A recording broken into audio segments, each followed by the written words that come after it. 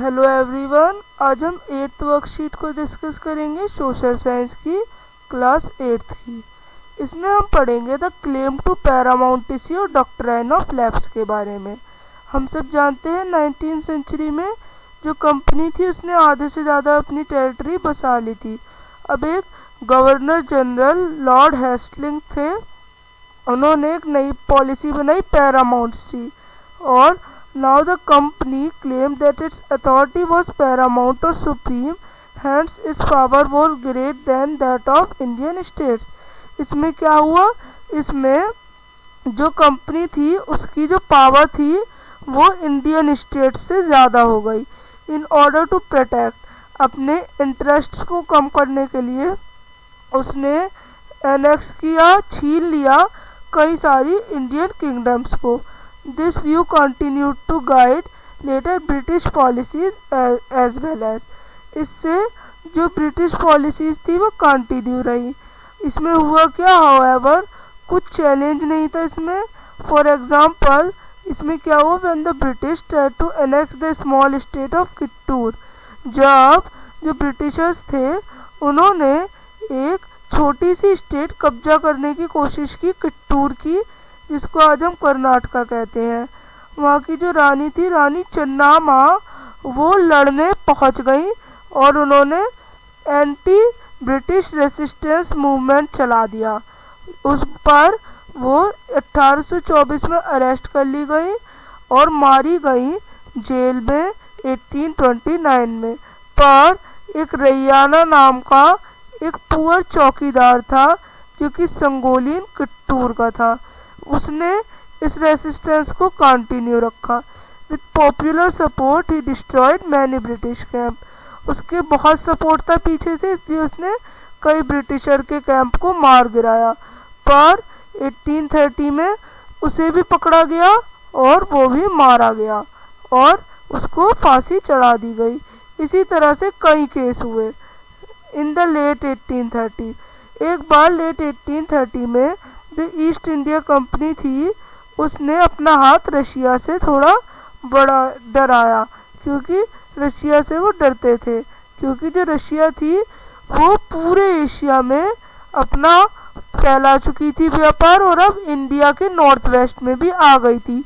इसी फियर से जो ब्रिटिशर्स थे वो अब कंट्रोल करना चाहते थे नॉर्थ वेस्ट पे। उन्होंने अफगानिस्तान, सिंध को और पंजाब को, तीनों को छीन लिया। अब क्या हुआ, doctrine of lapse, the final wave, इसमें भी कई सारे राज्य छीने गए। ये किसने चलाई, लॉर्ड डलहौजी ने, जो कि एक गवर्नर जनरल थे, 1848 से 1856 थे।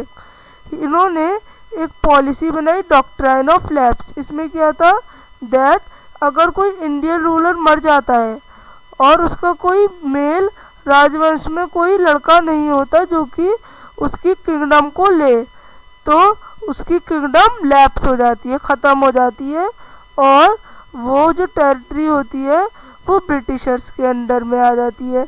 इसमें कई सारे राज्य छीने गए, सतारा, संबलपुर, उदयपुर, नागपुर और झांसी भी। फाइनली 1856 में कंपनी ने अवध को भी छीन लिया इसी प्रोसेस से। और इस टाइम जो ब्रिटिशर्स थे उन्होंने एक आर्ग्यूमेंट की और obliged by duty to take over, और उन्होंने अवध को भी छीन लिया उनके पीपल से, है ना। उसके बाद इंडेज्ड बाय द ह्यूमैनिटिक वे, उन्होंने नवाब को भी हटा दिया, और जो पीपल थे अवध के उन्होंने एक रिवॉल्ट लड़ी। अब इसके आगे का नेक्स्ट वर्कशीट्स में देखेंगे। अब आगे देखते हैं क्या है। अब what was the claim to paramountcy, under whose leadership the claim to paramountcy was declared. The claim to paramountcy was a British policy which was introduced in India by British East India Company under Lord Hastings, the first Governor General of British India. Under this policy, the company claimed that its authority is paramount or supreme, hence its power was greater than that of Indian states. Under Governor General Lord Hastings, a new policy of paramountcy was initiated and declared by Governor General Lord Hastings. What was the doctrine of lapse? Why it is immoral? The doctrine of lapse was introduced by Lord Dalhousie.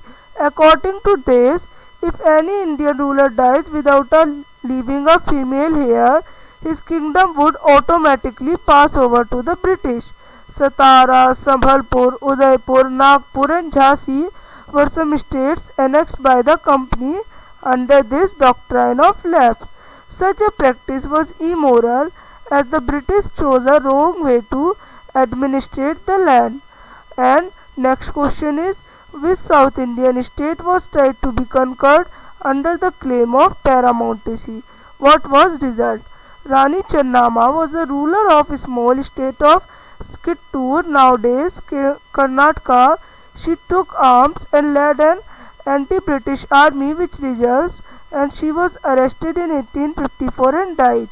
A poor चौकीदार Sangolli in Kittur continue named Rayanna पर वो भी catch कर लिया गया Britishers से और किल कर लिया गया और राज्य ब्रिटिशर्स ने अपने अंडर में ले लिया. A fourth question. Why was East India Company afraid of Russian influence? In the late 1830s, the East India Companies became worried about Russia because it thought that it might expand across Asia and enter India through northwest. So driven by the fear, they decided to strengthen their control in the northwest frontiers of the subcontinent. If you have been the citizen of Kittur, what would have been your reaction towards East India Company?